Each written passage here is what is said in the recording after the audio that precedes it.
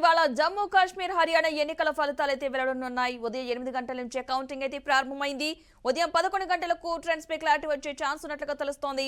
హర్యానాలో 90, జమ్మూ కాశ్మీర్లో 90 నియోజకవర్గాల రిజల్ట్స్ అయితే రానున్నాయి. ఈ రెండు రాష్ట్రాల అసెంబ్లీ ఎన్నికల ఫలితాల కోసం దేశవ్యాప్తంగా ప్రజలు ఉత్కంఠగా ఎదురుచూస్తున్నారు.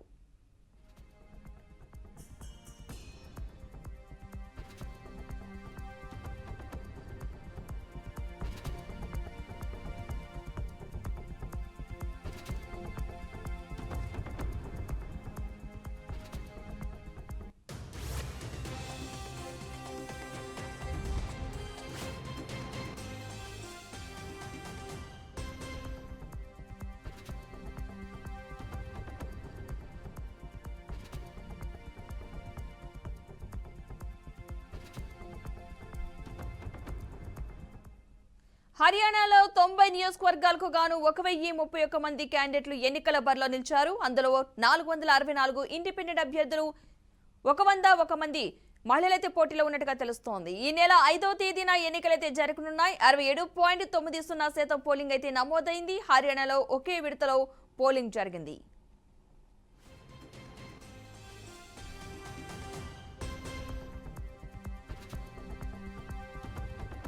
జమ్మూ కాశ్మీర్ లో 90 నియోజకవర్గాల్లో సెప్టెంబర్ 18, 25, అక్టోబర్ 1వ తేదీన 3 విడతల్లో పోలింగ్ అయితే జరిగింది. ఈ 90 నియోజకవర్గాల్లో మొత్తం 873 మంది అభ్యర్థులు ఎన్నికల్లో పోటీ చేశారు. 63.45% ఓటింగ్ అయితే జరిగింది. జమ్మూ కాశ్మీర్ లో భారీ భద్రత నడుమ కౌంటింగ్ అయితే కొనసాగుతోంది. ఆర్టికల్ 370 రద్దు తర్వాత అసెంబ్లీ ఎన్నికలు జరగడంతో ఫలితాలపై సర్వత్రా ఉత్కంఠ నెలకొంది.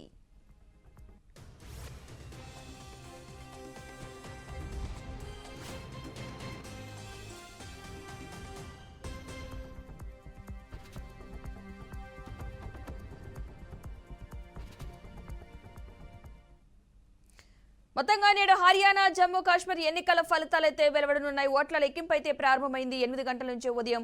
ఇదే అంశానికి సంబంధించిన పూర్తి సమాచారాన్ని మా మేనేజింగ్ డైరెక్టర్ చిదంబర్ మరింత సమాచారం అయితే అందిస్తారు. చిదంబర్, చెప్పండి, ఈ రోజు హర్యానా, జమ్మూ కాశ్మీర్ కి సంబంధించిన ఓట్ల లెక్కింపు ప్రక్రియ అయితే ప్రారంభమైంది. ఇప్పటి వరకు కూడా ఎలాంటి ఫలితాలు ఉన్నాయి, అసలు ఏంటి అప్డేట్స్ ఏంటి?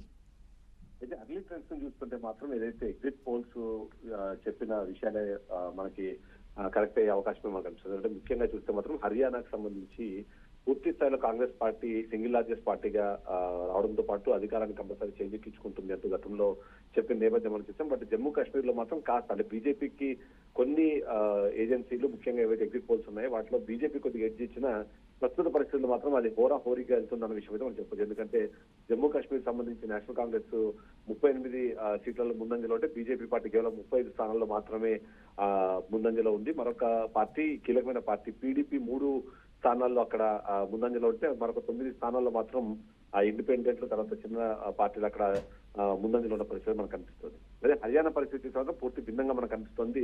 90 స్థానాలకు గాను 29 స్థానాలు ఇప్పటికే ఫలితాలకు సంబంధించిన ట్రెండ్ స్టార్ట్ అయితే అందులో దాదాపుగా 60 స్థానాలు దగ్గర కాంగ్రెస్ పార్టీ లీడ్ లో ఉన్నట్టుగా మనకు తెలుస్తుంటే అంటే అది ఆల్మోస్ట్ అంటే మనకి ఏదైతే మ్యాజిక్ ఫిగర్ కన్నా 15 సీట్లు ఎక్కువ అక్కడ కనిపిస్తున్నాయి. అదే బీజేపీ పార్టీ మాత్రం కేవలం 25 స్థానాలు మాత్రమే పరిమితమైన మన పరిస్థితి మనకు కనిపిస్తుంది.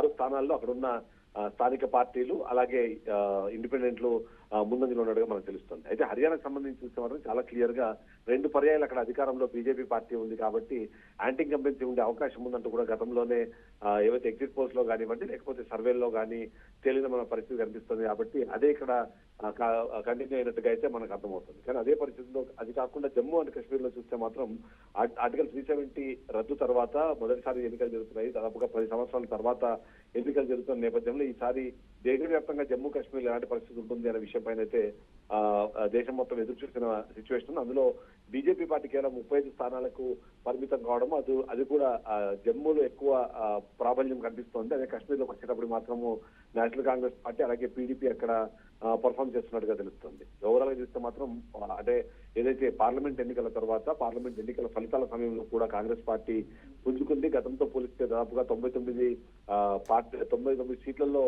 బీజేపీ కాంగ్రెస్ పార్టీ గెలిచిన నేపథ్యం కనిపిస్తున్న పరిస్థితుల్లో దేశవ్యాప్తంగా బీజేపీ పార్టీకి ఎదురుగాలి తీస్తోందని, అలాగే కాంగ్రెస్ పార్టీ దూసుకుపోయే అవకాశాలు ఉన్నాయంటే విశ్లేషణ వినిపించిన నేపథ్యంలో దానికి అనుగుణంగానే ఇవాళ రిజల్ట్స్ కనిపించడం మాత్రం ఖచ్చితంగా కాంగ్రెస్ పార్టీకి ఒక సంతోషకరమైన విషయం అయితే మనం చెప్పాల్సిన అవసరం కనిపిస్తుంది పద్మ.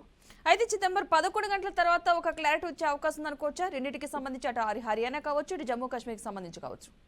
అయితే హర్యానాకు సంబంధించి చూస్తే మాత్రం దాదాపుగా అంటే కాంగ్రెస్ పార్టీ విజయం సాధించడం అనేది కేవలం ఇక నల్లేరు పైన నడక అని చెప్పవచ్చు. ఎందుకంటే 60 స్థానాలు 60 స్థానాల్లో అంటే దాదాపుగా చూస్తే మ్యాజిక్ ఫిగర్ కన్నా 15 స్థానాల్లో ఎక్కువ ఉండడము రెండో party BJP second largest party, దాంట్లో 50% కూడా దాటలేకపోవడం చూస్తుంటే మాత్రం హర్యానాలో కాంగ్రెస్ పార్టీ అధికారంలోకి రావడం అన్నది పెద్ద కష్టమైన విషయం కాదు. అంతేకాకుండా అక్కడ ట్రెండ్స్ కానీ అర్లీ ట్రెండ్స్ చూసినా సరే ప్రస్తుతం ఉన్న పరిస్థితులు గమనిస్తున్నా సరే కాంగ్రెస్ పార్టీ అక్కడ విజయం సాధించబోతోంది అని చెప్పడంలో పెద్దగా అనుమానం అవసరం లేదు. దానికి 11 గంటల తర్వాత మెజారిటీలు కానివ్వండి, అలాగే ఎన్ని సీట్లు ఎక్కువ గెలిచే అవకాశం ఉందన్న విషయం మాత్రమే డిస్కస్ చేసిన పరిస్థితి. కానీ జమ్మూ అండ్ కాశ్మీర్ లో మాత్రం పరిస్థితి అలా లేదు. ఎందుకంటే ఇవాళ ఉదయమే మనం చూస్తున్నాము ఏదైతే జమ్మూ కాశ్మీర్ లో ఉన్న ట్రెండ్స్ సంబంధించి చూసినప్పుడు ఏ పార్టీ వస్తుందన్న విషయం పైన అందులో ముఖ్యంగా చూస్తే ఎన్సీ అలాగే పీడీపీ అలయన్స్ కోసం కూడా ఇప్పటికే ఉమర్ అబ్దుల్లా రియాక్ట్ అయిన పరిస్థితి మనకు అనిపిస్తుంది. అంటే మాత్రం అక్కడ compulsory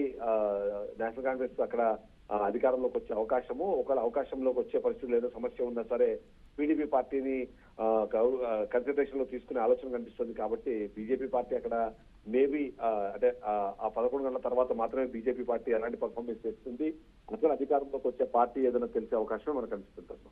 right, thank you Chidambar.